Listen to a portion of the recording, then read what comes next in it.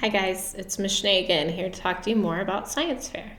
Today's video is about how to write a good procedure. Remember, if you like this video and you want more information about science fair, to access all of the resources I've prepared for you for science fair, you can get there by going to stcolumbusschooldurango.org and clicking on Ms. Schnee. Today we're going to talk about the procedure. The procedure is the simplest part of your science fair paper. It includes 3 parts: listing out your materials, describing the steps in your procedure, and forming any data tables you might need so that when you're actually testing, you have somewhere to record your results.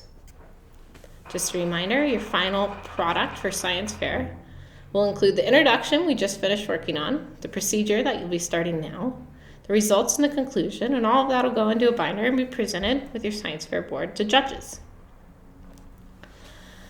Seriously, writing the procedure is the simplest step. You've done so much work and research to get you here, and it should come together pretty nicely and easily. Materials is the first section in your procedure. It should be simple, a bulleted list where you include exact quantities of what you need. These quantities need to be in metric units. Once you have a list of all the materials you need, the next step you're going to do is write your procedure. You've done quite a bit of work to get you ready for this, so it should be pretty simple. Procedures should be numbered lists. Each step of the procedure should begin with a verb. The procedure is all about doing things, and so by beginning with a verb, you're beginning with the action. What do you do? What do you do next? And we always want to start with a verb. Do not include any personal pronouns. You don't need to include things like I, we, my mom. Just tell us what you did by starting with that verb. We don't need to know who did it. You need to include details like times and quantities. If you're telling them to wait or that you waited for results to appear, how long? Or if you're mixing 2 things together, tell them how much, include the quantities. If you have a really complicated procedure with multiple steps, maybe you're building a couple of different things and then testing each of them, you might have several sections in your procedure. It might be more logical to break down each thing that you build into its own series of numbered steps, and then lastly include numbered steps describing how you test the things you built. That's a judgment call you'll have to make when you're designing your procedure. Lastly, you need to make some sort of simple data table. Data tables are just a series of rows and columns. And in these rows and columns, you're going to write down your observations or the exact numbers you get after you complete your test. It's really important that you make a data table that's helpful and organized to you, so that way on the big day of testing, you're not scrambling to write down your results somewhere. You do this all for the results, so you want to make sure that you have a nice, logical place to write them down. All right, that's it. So now you need to go out to Google Classroom, where I post all assignments for science fair. Open the procedure document.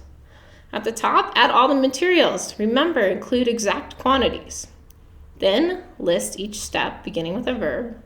Do not include personal pronouns.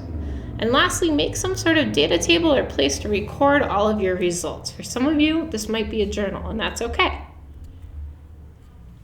All right, so you think you're ready. It's time for test day. This will happen sometime over Thanksgiving or Christmas break for most of you. Before you start, you have a few questions you need to ask yourself, and once you say yes to every single one of them, you're ready to go. The first one is all my paperwork signed? This is the series of paperwork that we've been working on in class that include places for your parents to sign with dates. This paperwork is required for all science fair projects, so you need to get it done before you start testing. You also need to sign, or you need to print your research plan and bring it in for me to sign. I won't sign your research plan until you've received 100% and you've met all of the requirements. My signature is what allows you to start testing. You can't begin until I've approved it. Make sure you have all your materials when test day comes. Also, make sure that you've got a nice, safe place. You have safety goggles if you need them, fire extinguisher, adult supervision, whatever you need to be safe while you test. Make sure you've considered that and gotten yourself set up. Also, make sure you have a data table to record your results, and make sure you have a printed copy of your procedure so you have something to follow. Once you've said yes to all that, you're ready to go. You can put your science fair ideas into action. I'm so excited, and I hope it works out well for you. Thanks so much, guys. I hope you enjoy science fair. I hope you enjoyed testing. And if you have any more questions, go ahead and check my website or give me an email. All right, happy testing.